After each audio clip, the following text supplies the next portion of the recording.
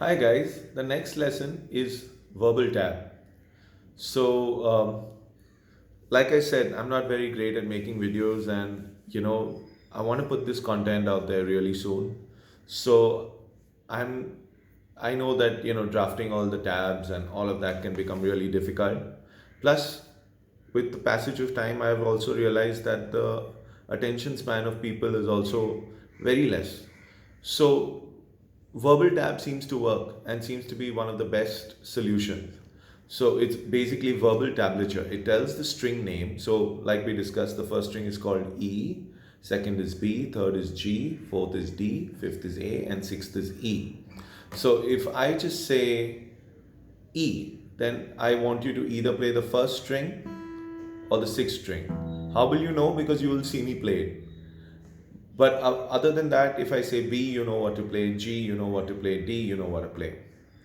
Now, taking the left hand. So, this part of the guitar is known as the neck. And on the neck, if you see, there is a fretboard. So, you see the light color is the neck, okay? And situated on the neck is the fretboard. And you see these dots and these inlays, they are called fretboard markers.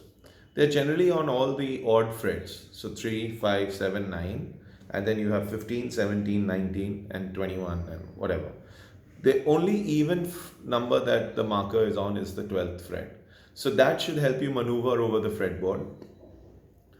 The other thing is that when you want to press a fret, you've got to see the fret line. This is the fret line. And just before the fret line, you need to play with the top of your finger, this part.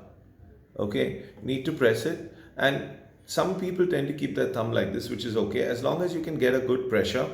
Or I would recommend, think that you're pinching something. So you get a nice grip and you can pinch, at least for beginners. And then you play the string that you're pressing the fret on. So I'm pressing the first fret on the E string. So I'm going to play that. Now, if you tend to put it a little away from the fret and you're a beginner, there's a chance you won't get a clear sound. You'll get this sound. So, imagine saying put your first finger on the first fret of the E string. It's such a long sentence. So, we generally say put your finger or first finger on E1 or E1 play. So then you can, and then initially you will be working on the first 4 frets of the guitar. So if I say E1 play, then you will use your first finger. If I say E2 play, you will use the second finger. If I say E3 play, you will use the third finger. And if I say E4 play, you will use the fourth finger. And in such a way, initially you won't be able to play it smoothly. Like it'll be like when you play the first fret, all your fingers will be curved over here. And then you'll find it really difficult to, you'll want to put the second finger here. But if you see, it's far away from the fret. So you will have to learn to keep your hand like this with your thumb supporting at the back. Okay, and you'll get and you'll have to work on the stretch. Also because these two fingers share just one tendon. So this is the weakest finger.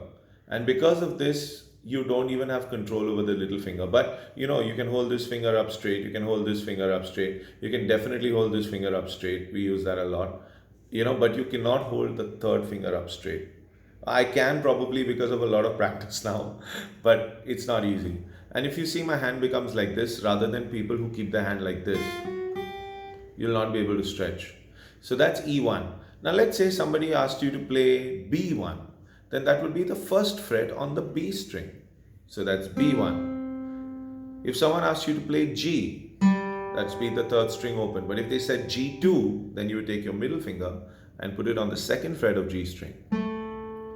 So if somebody asked you to play G, G, G2, G, it would be third string, second fret on the third string, and G, and the third string.